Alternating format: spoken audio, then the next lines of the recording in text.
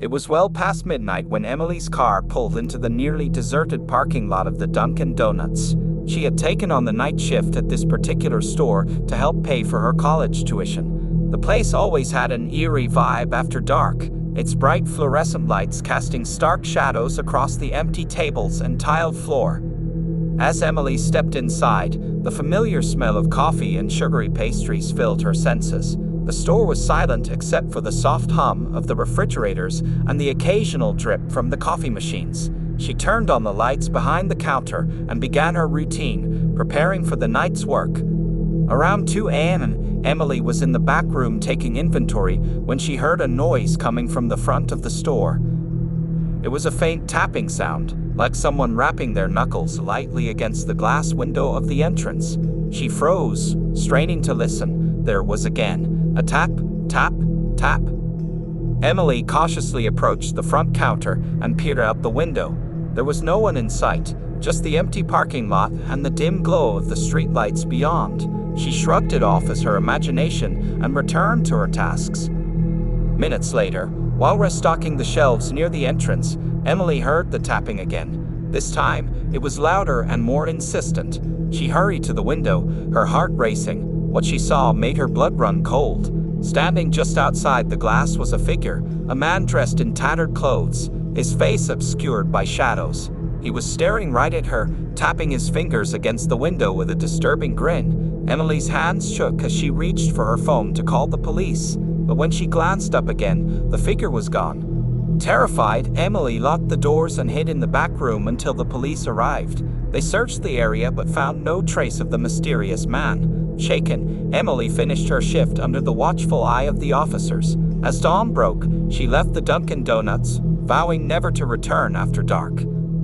Several months later, another employee named Matt was working the late shift at the same Dunkin' Donuts. Like Emily, he needed the extra income to cover his expenses. It was a stormy night, rain pelting against the windows and thunder rumbling in the distance.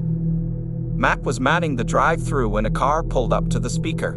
He put on his best customer service smile and greeted the driver through the intercom. There was no response, just eerie silence. Matt repeated himself, wondering if the customer had changed their mind. Suddenly, a distorted voice crackled through the speaker, barely audible over the storm. "Help me." Matt's heart skipped a beat. "Sir, are you okay?" The voice came again, more desperate this time. "Please, help."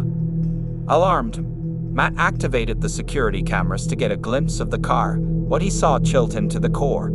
Parked at the drive-thru window was an old, rusted sedan, its windows fogged up from the rain. There was movement inside, a shadowy figure shifting in the driver's seat. Ignoring his instincts, Matt grabbed an umbrella and cautiously approached the car. The driver's side window rolled down, revealing a disheveled man with wild eyes. "Please, you have to help me," the man pleaded, his voice trembling. Matt hesitated, unsure of what to do. The man continued, "There's something in my back seat. I don't know what it is, but it's not human." Fear gripping him, Matt peered into the back seat of the car. At first, he saw nothing but darkness, then something stirred, a faint silhouette shifting in the shadows. Without a second thought, Matt backed away from the car and called the police.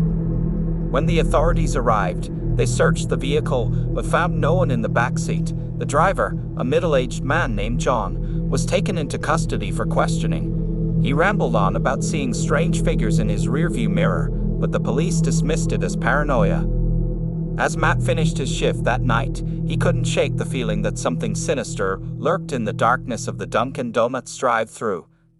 Years passed, and the stories of strange occurrences at the Dunkin' Donuts faded into urban legend, but for those who worked the night shift, the unsettling memories lingered. One fateful evening, a new employee named Sarah was tasked with closing up the store alone. She had heard the rumors but dismissed them as exaggerated tales meant to scare new hires. As midnight approached, Sarah began the closing routine, locking up the doors and shutting down the equipment. Just as she was about to leave, Sarah noticed a strange symbol etched into the floor behind the counter, a crude drawing of a circle with cryptic symbols inscribed within. She shuddered, wondering who could have left such a disturbing mark. Determined to finish her shift, Sarah forced herself to ignore the growing sense of unease. But as she turned off the last of the lights, A chill swept through the air. She heard a soft whisper, almost inaudible. "Leave. Now." Sarah's heart raced as she spun around, scanning the darkened store. There, at the entrance, stood a shadowy figure, a silhouette against the night. "Who's there?" Sarah called out, her voice trembling. No response. The figure remained motionless, watching her with unseen eyes. Summoning her courage, Sarah grabbed her belongings and dashed toward the exit, but just as she reached the door, a bone-chilling laugh echoed through the empty store. In a panic, Sarah flung open the door and raced outside, the laughter ringing in her ears. She never looked back, vowing never to return to that cursed Dunkin' Donuts. To this day, locals whisper about the haunted Dunkin' Donuts, a place where the night shift reveals dark secrets and eerie encounters await those who dare to work when dark